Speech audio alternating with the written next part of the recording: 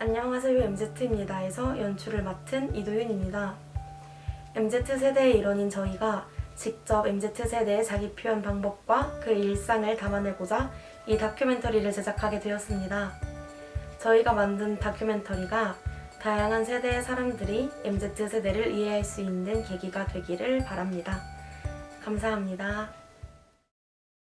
안녕하세요. 안녕하세요. 안녕하세요. MZT MZ입니다. MZ입니다. 안녕하세요. MZ입니다.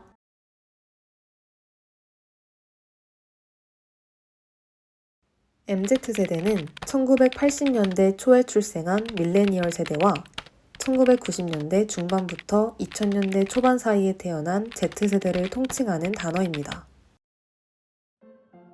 우리나라의 MZ세대는 개개인이 모여 세상을 변화시킬 수 있을 거라는 믿음이 있기 때문에 자기 표현의 의지가 강한 편입니다. 그들은 디지털 기기와 모바일에 친숙하고 집단보다는 개인의 가치를 추구하며 자신의 일상과 가치관을 타인에게 전달하는 데에 있어서 거리낌이 적습니다. 김밥 천국이면 김밥 하는 거 아니에요? 가게 밥을 이렇게 속대로 안 쓰잖아요. MZ세대의 자기 표현 방법에는 어떤 것이 있을까요? 자신을 파악하고 표현하는 대표적인 방법에는 MBTI가 있습니다. MBTI는 일상에 활용할 수 있도록 만들어진 성격 유형 지표입니다.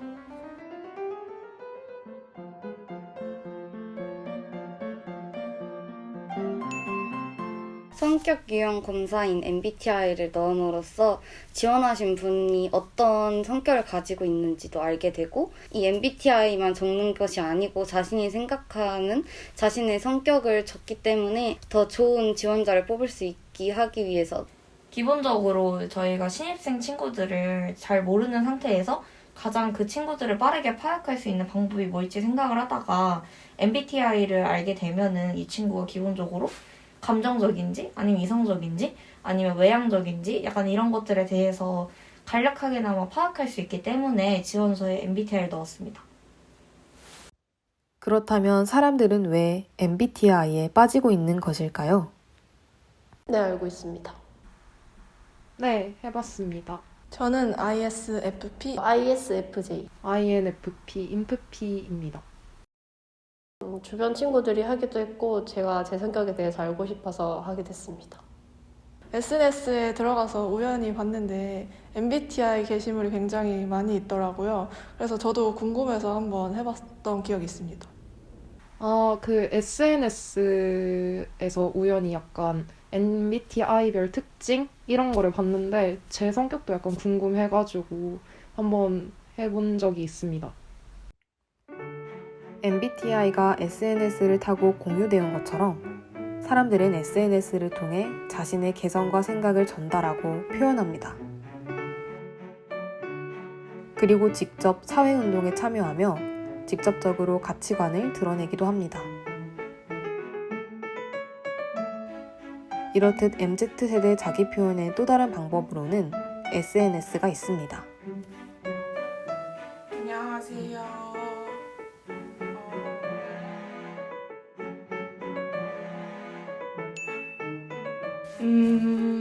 저는 뭔가 브이로그가 절 표현할 수 있는 수단 중에 하나라고 생각을 해서 시작을 했어요. 그리고 제가 영상 제작과다 보니까 편집 공부도 같이 할 수 있을 것 같아가지고 하게 됐습니다.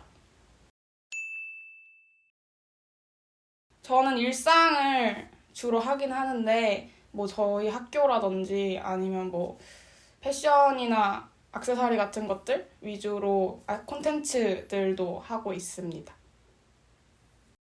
이들이 이제 그 유튜브나 뭐 어떤 이런 이제 플랫폼 세대들이잖아요. 그래서 많은 그런 플랫폼을 보고 그들의 의견을 추출할 수 있는 그런 시스템들이 굉장히 많았어요. 인터넷이라는 매체를 어렸을 때부터 사용해왔고 그것을 자유롭게 이용하면서 내가 그걸 가지고 누군가와 소통할 수 있는 방법을 완벽하게 아는 세대이기 때문에 자신의 의견을 피력하는데 굉장히 망설임이 없어요. 망설임이 없고, 그리고 이 다른 사람의 의견을 굉장히 잘 소통할 수 있는 그런 세대라고 보시면 좋을 것 같아요. 특히나 이제 SNS 같은 것들 활동을 하면서 다른 사람들과 그 모습을 보고 나의 일상을 공유하고 이런 것들이 굉장히 활발한 세대라고 보시면 좋을 것 같아요. 그래서 이제 이들은 어떤 새로운 환경이나 이런 것들을 전혀 무서워하지 않고 잘 받아들이고 그것들을 잘 활용할 수 있는 그런 세대다라고 보시면 좋을 것 같습니다.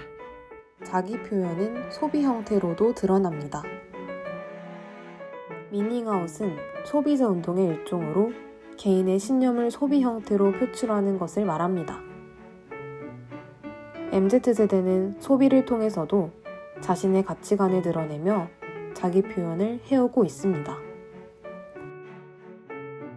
미닝아웃에는 어떤 것들이 있을까요?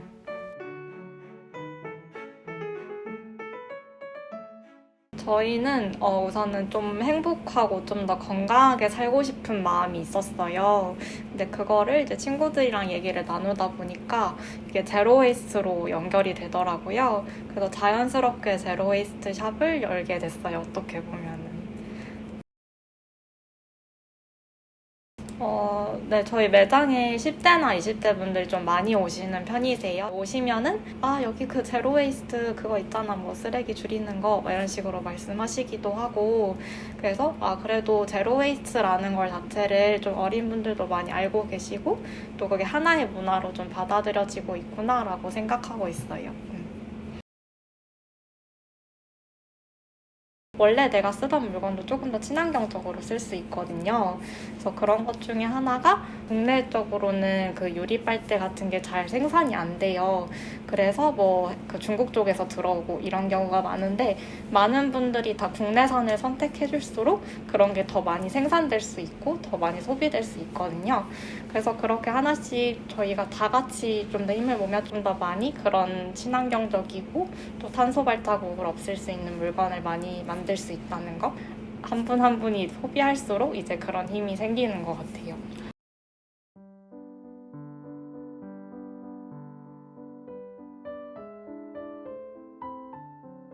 우선 제가 와디즈라는 펀딩 사이트를 친구 소개로 알게 됐어요. 근데 들어가서 구경하다 보니까 유기견 관련 펀딩이 눈에 띄더라고요.